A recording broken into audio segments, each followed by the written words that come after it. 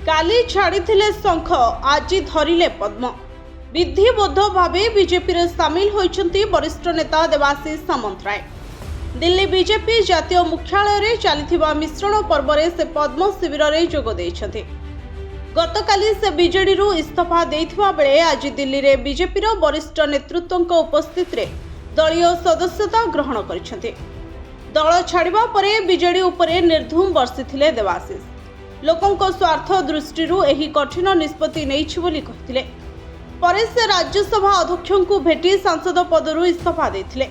इस्तीफा देबा परे बीजेडी सांसद देवाशीष सामंतरायଙ୍କ प्रतिक्रिया। पांड्यान को पाई बीजेडी छाड़िली कही रोष छाड़िले देवाशीष। से कहिसंते वर्षे हेलाड़ी नवीन बाबू को मते देखा कराई देउनथले। से भलो भाबे जानिथिले नवीन बाबू सह मोर संपर्क कोन।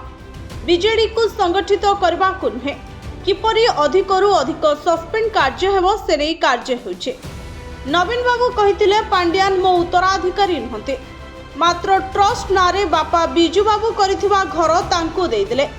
एहा बिजू बाबूंको लिगासी प्रति घोर अपमान थिला बोली से कहिसंते। से आहुरी मध्य कहिसंते बिजू बाबूंको संपत्ति तमिल लोकंको जीव मु एहाकु ग्रहण करि पारुनी। बीजेडी नेता जो स्वार्थ कथा कहते मु एहाकु जलांजलि देदेली। मोर पद मु छाड़ी देइछे। मते अनेक नेता फॉलो करिवे किंतु मु काहाकु अनुकरण करि नाही। प्रधानमंत्री को दूरदृष्टि रे एबे ओडिशा विकसित हेउचे। प्रधानमंत्री देखिथिबा स्वप्न रे मोर सहयोग रहिबो।